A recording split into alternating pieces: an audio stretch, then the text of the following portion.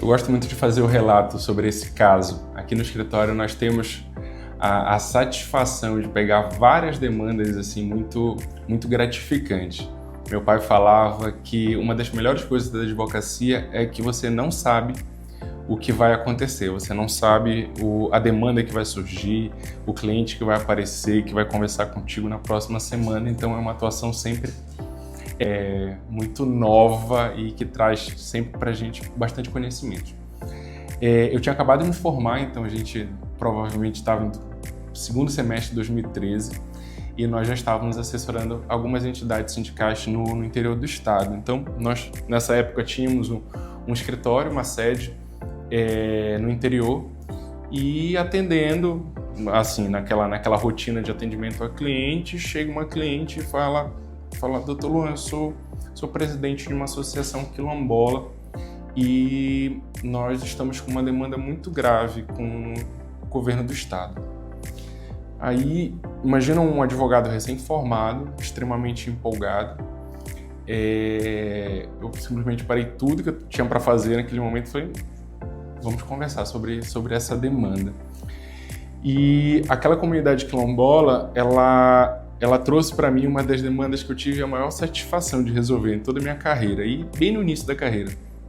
Basicamente essa comunidade quilombola, ela já era titular de sua terra, digamos assim, e envolvia diversas famílias. E o governo do estado, naquela época, estava fazendo uma ponte, que a ponta da ponte, ela dava dentro dessa comunidade quilombola. E eu, estudioso, quando a gente chega com a teoria, né, em mãos, quando ela chega e faz esse relato, eu falei: não, mas vocês foram ouvidos, com certeza eles fizeram um tipo de audiência pública para ouvi-los e tal. Eu falei: doutor, nós nunca fomos ouvidos. Nunca fizeram absolutamente nada. E eu estou vindo aqui não é para questionar a construção da ponte. Eu estou vindo aqui porque quando a ponte chegou, as casas que estavam ao redor começaram a ruir e tal. Então é basicamente para essa situação. Eu falei: olha, a sua situação é mais grave do que essa. A sua situação não é só isso. Existem outros direitos muito significativos que estão sendo violados. E a partir dali eu me apaixonei por aquele caso e comecei a estudar, comecei a me aprofundar sobre o assunto, comecei a estudar as convenções internacionais sobre isso, lei ambiental sobre o assunto, legislação estadual. Falei: olha, nós estamos diante de diversas violações, vamos fazer denúncia aqui. Imagina aquele advogado empolgado. E nós montamos a estratégia. Aquela associação naquele momento falou: Luan, se tu quiser parar, fechar a rua, a gente fecha contigo. O que propores, a gente vai topar. Eu falei: opa, então vamos seguir. Resumindo, a gente fez denúncia em quase todos os canais possíveis e imagináveis e tentamos abrir um canal de diálogo com a secretaria responsável pela obra e tal. E o diálogo se abriu, a construtora também nos recebeu para aquela reunião inicial e nós levamos as demandas da comunidade, falando: olha, está aqui, nós temos várias casas que estão rachando, precisamos resolver essa situação, a comunidade está assim, não foi ouvida, etc. Aquela negociação extrajudicial, ela não teve êxito. E eu me lembro que nós íamos para a reunião, vinha eu, um advogado novinho, com 23 anos, a presidente da associação, sentávamos em mesas de secretarias com 12 pessoas, e nós ali: meu Deus, o que a gente está fazendo aqui? E em determinado momento a gente percebeu que aquelas reuniões eram para nos convencer de que nós estávamos errados. E a gente falou: não, se a proposição é essa, tudo bem, nós vamos ter que judicializar. E ali acho que foi a minha primeira ação civil pública que a gente apresentou. Então comecei a pesquisar as dissertações, mestrado, as teses que tratavam do assunto e etc. Apresentamos a ação. A construtora, pelo visto, ela devia estar fazendo algum tipo de análise quase diária se nós iríamos ou não apresentar essa ação. Eu me lembro que eu fui, o processo era físico, então preparei uma documentação grande, fui protocolar. Quando eu chego para protocolar, a pessoa que nos recebia, ela não nos recebeu bem por conta da quantidade de papéis que ela teria que registrar.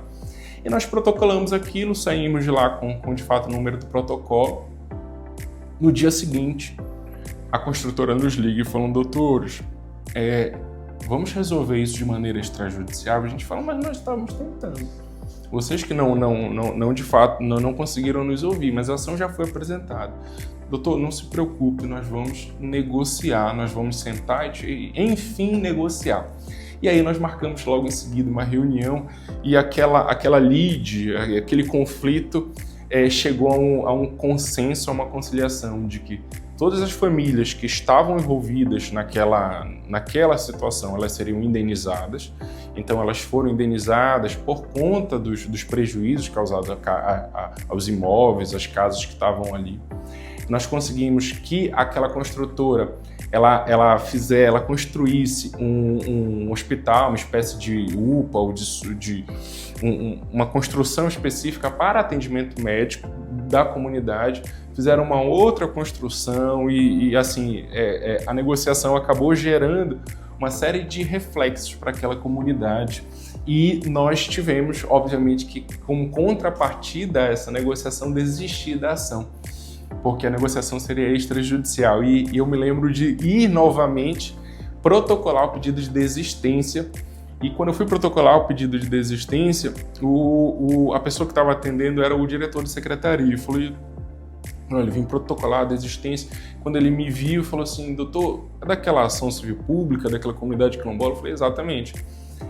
E ele comentou: vocês entraram em acordo? Eu falei: entramos em acordo, conciliamos, a situação está resolvida. E ele falou assim, eu me lembro muito bem disso, ele falou: doutor, que bom que vocês chegaram a uma conciliação, mas que pena que o senhor vai desistir dessa ação, porque a ação estava muito bem construída, extremamente estratégica, muito interessante a tese que o senhor traz aqui. Eu tinha a expectativa de que esse fosse um debate mais que fosse se avançar e fiquei ansioso para saber quais seriam os desdobramentos do processo. Mas é só um caso assim, que eu gosto muito de relatar, que no início da minha carreira trouxe muita satisfação pessoal, um impacto social gigantesco. E o mais curioso até hoje, quando eu visito essa comunidade quilombola, a comunidade tem muito carinho por mim, pela minha mãe, pelo meu pai, que conduziu o processo. Em algumas vezes eles nos chamaram, aí nós faziam almoços para a gente. Então a advocacia, ela tem esses grandes momentos de conquista que devem ser sempre lembrados, sempre comemorados.